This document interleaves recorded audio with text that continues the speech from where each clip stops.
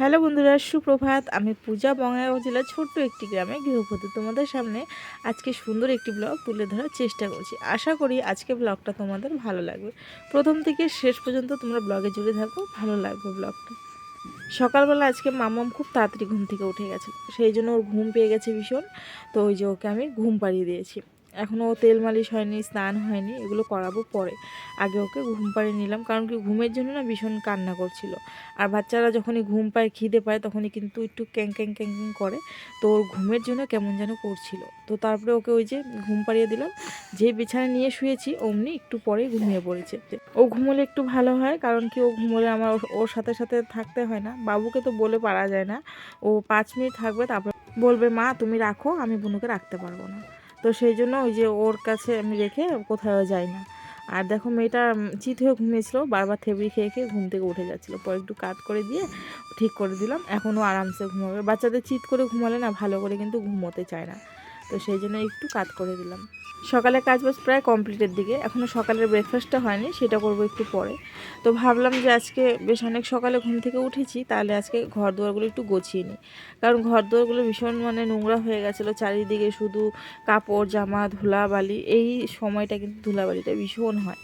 তো সেই জন্য ভেবেছি যে আজকে ঘর দোরগুলো একটু পরিষ্কার করবো। আর দেখো কি অবস্থা, যেখানে কাপড় ওইখানেই টোপলা, কাপড়ে টোপলা টোপলা এই অবস্থা। আর ভালো লাগে না কিন্তু এইভাবে অগোছানো থাকলে, সময়ও পাই না আর করতেও পারি না। তো আজকে যেহেতু সময় পেয়েছি, তো ভাবলাম যে না আজকে একটু করে নিই, কারণ সকাল সকাল আজকে সমস্ত কাজ বাজ করে নিলে আমার ঘর ঠরগুলো পরিষ্কার হয়ে যাবে। তো সেই জন্য এক মুহূর্তের জন্য না বসে ঝটপট করে সমস্ত কাজ বাজ সকাল সকালই করে নিয়েছিলাম। করে নিয়ে তারপরে যে ঘর গোছাতে আসছি। বাবুর এখানে একটা ব্ল্যাকি হলো ইসে থাকে বিছানা। তো সেই বিছানাটার মধ্যে না অনেক জামা কাপড় থাকে, কারণ কি এখন তো গরমের দিন ব্ল্যাকি থাকে না এটার মধ্যে। তো সেই জন্য এটার মধ্যে না জামা কাপড় টাপড় এগুলো রাখি। তো ওটা ভাঁজ করে করে ওই সব জামা কাপড়গুলো এমনি রেখে দিই, গুছানো হয় না। তো ভাবলাম যে আজকে একটু সময় পেয়েছি, গুছিয়ে নিই। যখনই ভাববো না গোছাবো, তখনই মেয়ে আমার উঠে যায়, কান্নাকাটি শুরু করে, তখন আর গোছাতে পারি না। তো আজ যেহেতু ঘুমিয়েছে, তো ভাবলাম যে যাক, ও যেহেতু ঘুমিয়েছে আজকে আগে ঘরের গোছানোর কাজটা করব, তারপরে সকালে ব্রেকফাস্টটা করব। তো সেই জন্য একদম ঝটপট করে তাড়াহুড়ো করে লেগে পড়লাম ঘর গোছানোতে। তো দেখো বিছানাটাও সুন্দর করে গুছিয়ে নিয়েছি। এবারে হলো বাবুর বিছানাটা একটু ভালো করে গুছগাছ করে দিচ্ছি। ছেলেটা ঘুমায়, এই জায়গাটা ভালো করে না গুছিয়ে দিলে হয় বলো তো? তো ওর ওই জায়গাটা ভালো করে গুছিয়ে দিয়ে চেয়ারের সমস্ত জামা কাপড় সমস্ত খালি করে দিয়েছি। আর এই চেয়ার দুটো কেনা হয়েছিল গেল বছর ভাগ্নি জামাই যখন আসলো, তখন কিন্তু নেওয়া হয়েছিল। তো এখন আর এগুলো বসাও হয় না, কিছু হয় না। কেউ আসলে গেলে তখন পট করে বের করে দেওয়া যায়, কিন্তু ঘরের মধ্যে হয়ে গেছে এখন ঘর ছোট, জিনিস বেশি। তো সেই জন্য না জাম হয়ে থাকে, ভালো লাগে না দেখতে। তো সেই ভাবলাম কি যে আজকে একটু সুন্দর করে ঘরটা গোছগাছ করে পরিষ্কার করে নিই। হতে পারে বাইরে টিনের বেড়া আর ঘরের ভিতরে টিনের বেড়া আছে ঠিক হয়, কিন্তু ঘরটাকে গোছগাছ করে সুন্দর করে রাখলে এটাও কিন্তু স্বর্গের মতন লাগে, তাই না? তো সেই জন্য আজকে ভাবলাম যে না আজকে আমি এই কাজটাই করব, সুন্দর করে ঘরটাকে আজকে গোছগাছ করে লুকটা চেঞ্জ করব। আর তোমাদেরকে পুরোটুকু দেখাবো যে কেমন লাগছে ঘরটা গোছানোর পর। আলনার অবস্থা দেখো তো কী অবস্থা হয়েছে, কারণ কি আলনাটাকে আমি ভালো করে গুছিয়ে গুছিয়ে রাখি, আর আমার ছেলে বর দুজনে একটা করে বের করবে আর ফেলবে, বের করবে আর ফেলবে। বাবু বাবু তো বাবুর সাথে সাথে বাবুর পাপাও কিন্তু একদম জামা কাপড় ফেলার মধ্যে বাচ্চার মতন। ও আলনার থেকে যেরকম যেরকম পায় সব কিন্তু এক এক করে ফেলে ফেলে দিবে, আর 3 রকম গেঞ্জি পরে থাকে। তো সেই জন্য না আমার রাগে আর বিছানা আলনাটা গোছানোই হয় না। ভাবি কি দর থাক, এমনি এলোমেলো থাক, যখন নোংরা দেখবে তখনই পরিষ্কার করে রাখবে। কিন্তু কোনো মতে থাকে ওই আলনা অগোছানো হওয়া তো অগোছানো হয়ে থাকে। তো সেই জন্য না আজকে ভাবলাম যে না ধরেছি যখন, একদম পুরো ঘরটাকে চকচকে ঝকঝকে করে নেব।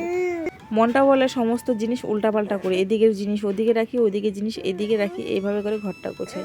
কিন্তু একে তো একা একা পারবো না, আর তার মধ্যে হলো এই ঘরের জিনিসগুলো টেনে এদিকে থেকে ওদিক, ওদিকে থেকে ওদিকে নিয়ে যাওয়া সাংঘাতিক ব্যাপার। যেমন আমার খাটটা যদি আমি খুলে নিয়ে যাই, অন্যদিকে খাটটা রাখবো বা গডরেজটা ওদিকে রাখবো, শোকেসটা ওদিকে রাখবো, সেই উপায়ও নেই। কারণ কি ওইটা ঘোরাতে গেলে খাটটা পুরোটা খুলতে হবে, তারপরে খাটটাকে ঘোরাতে হবে, অতটুক তো পারবো না। তো সেই জন্য ভাবছি কি যে থাক, এই যেরকম আছে ওরকমই থাক, শুধু আমি লুকটাকে একটু চেঞ্জ করি, ঘরটা গোছ গাছ করে সুন্দর করে পরিষ্কার করে রাখি, তাহলে কিন্তু ভালো লাগবে। তো সেই জন্য যে বিছানাটা গোছালাম, বাবুর বিছানা আমার বিছানা দুটোই গোছানো হলো কমপ্লিট। আর হলো চেয়ার টেয়ার সমস্ত গোছানো হয়ে গেছে। এবারে হলো ওই জানলাটাকে গুছিয়ে গাছিয়ে নিচ্ছি। বাবুর হলো বই টইগুলো এখনও ভালো করে গোছানো হয়নি, কারণ ওর ব্যাগপত্র এগুলো আনা হয়নি। তো দেখি ও কবে নিয়ে আসে, কালকে আনার কথা আছে। যদি কালকে নিয়ে আসে তাহলে কালকে ওর ব্যাগপত্রতে সমস্ত বই টইগুলো সুন্দর করে গুছিয়ে রেখে, আর তারপরে হলো এই পুরাতন যেগুলো আছে সেগুলো অন্য জায়গায় রেখে দেবো। নাহলে এগুলো আর ওগুলো একসাথে রাখলে সব গোলমাল হয়ে যাবে। তো সেই জন্য ভেবেছি যে দুটো আলাদা আলাদা করে রাখবো। তো দেখো ওইদিকে সমস্ত গোছানো হয়ে গেছে আমার কমপ্লিট। আর এবারে হলো আমি এই যে ইনভার্টারটাকে মুছে টুচে পরিষ্কার করে নিলাম। আর বালতিগুলো কি ধুলা ধুলা হয়েছিল, মানে এই জানালার একদম সামনে বালতিগুলো রাখা হয় আর ইনভার্টারটা, এই দুটো জিনিস বেশি ধুলা ধুলা হয়ে যায় একদম, মানে অন্য জিনিস যতটা ধুলা না হয় এই দুটো জিনিস কিন্তু বেশি ধুলা ধুলা হয়ে যায়। তো এই যে জানালার মধ্যে মামামের কিছু কাপড় ছিল আর জল ছাকার জন্য কিছু কাপড় ছিল, সেগুলো সব গুছিয়ে গেছে রেখে দিলাম। তো চলো এখন এই জায়গাটা পরিষ্কার পরিচ্ছন্ন হয়ে গেছে। আর এবারে হলো এই শোকেসের এই উপরটাকে পরিষ্কার করব। টিভির ওই জায়গাটা পরিষ্কার করব না এখন, কারণ বাবুর খাটে উঠে তারপরে ওগুলো পরিষ্কার করতে হবে। তো সেই জন্য করব না, এই সাইড দিয়ে যতটুকু পারবো ততটুকু করবো। তো চলো পুরো ঘর গোছানো হয়ে গেছে, এবারে তোমাদের দেখাই কেমন হয়েছে।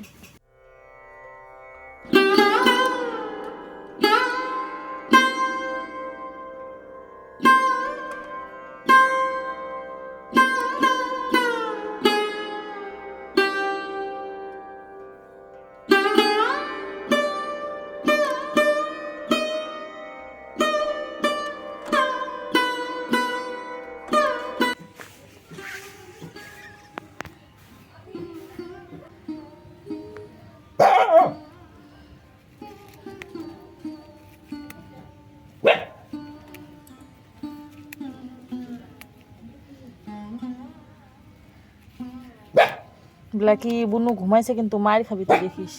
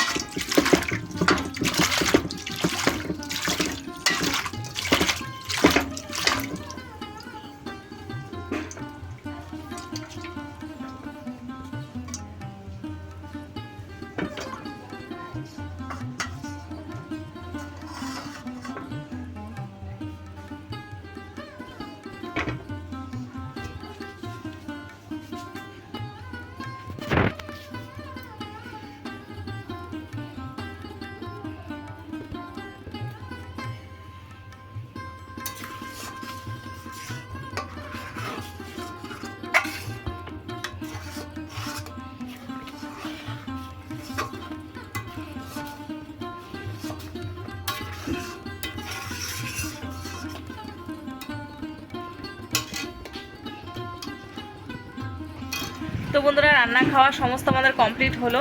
আর আজকে রান্না করেছিলাম ডিম অমলেট, আলু সেদ্ধ আর ডাল, ব্যাস এতটুকুই করেছি। আজকে রান্না করতে ইচ্ছে করছিল না, আর গরমের মধ্যে ভালো লাগে না রান্না বান্না করে খাওয়া দাওয়া, তো সেই জন্য সেইটুকুই রান্না করেছিলাম, ওটা দিয়ে খাওয়া দাওয়া হলো সবার। আর আজকে আমাদের এখানে হয়েছে কি, এখানে একটা বট গাছ আছে, তোমাদের দেখিয়েছি হয়তো, আমি বট গাছটা মনে নেই আমার। তো বট গাছ আছে এখানে, ওই বট গাছে কে বা উপরের একটা ডাল কেটে দিয়েছিল। তো ডাল কেটে দেওয়াতে উপর থেকে, সেই উপরে মাথার থেকে অনেক উঁচুর থেকে টিপ টিপ টিপ টিপ করে, মানে প্রথমে তো পুরো একদম স্রোতে জল পড়ছে, তারপরে আস্তে আস্তে আস্তে আস্তে কাপড় বেঁধে দিলে, লাল শালু বেঁধে দিয়েছে, তারপরে না ওখানে জল পড়া আস্তে আস্তে ফোটা ফোটা পড়া শুরু হলো।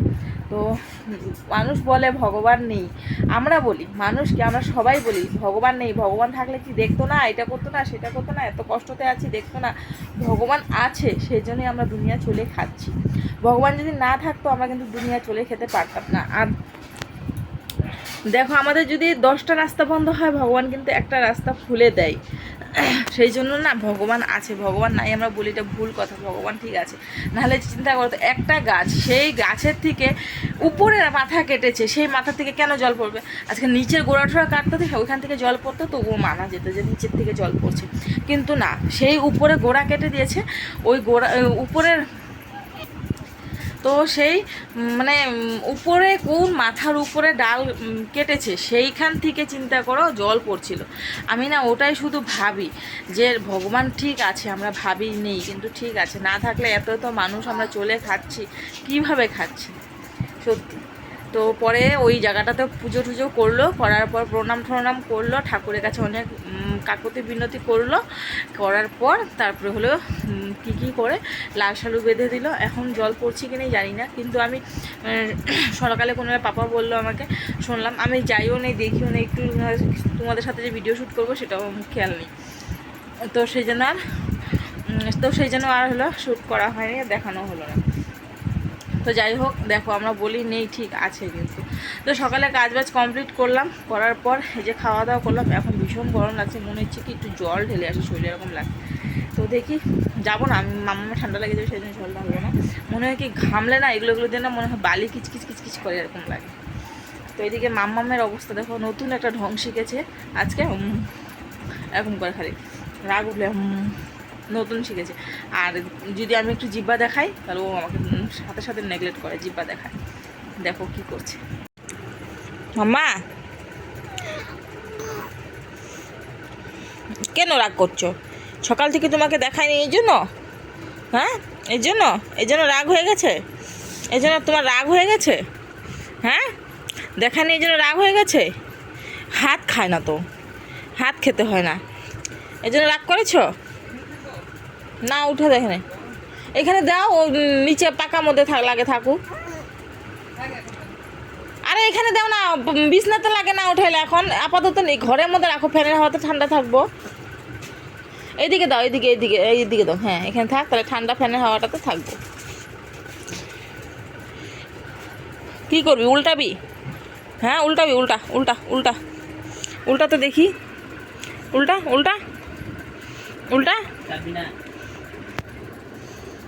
ব্ল্যাক মাম্মা, ব্ল্যাকি আছে না, মাম্মা আজকে সামনে নিয়ে গেছি না, মাম্মাম কী করে কত, ব্ল্যাকিকে না এইভাবে থাপা মারতে যায় মুখের মধ্যে এখনই, ব্ল্যাকি তো ভয় ঠেলে ভাগে,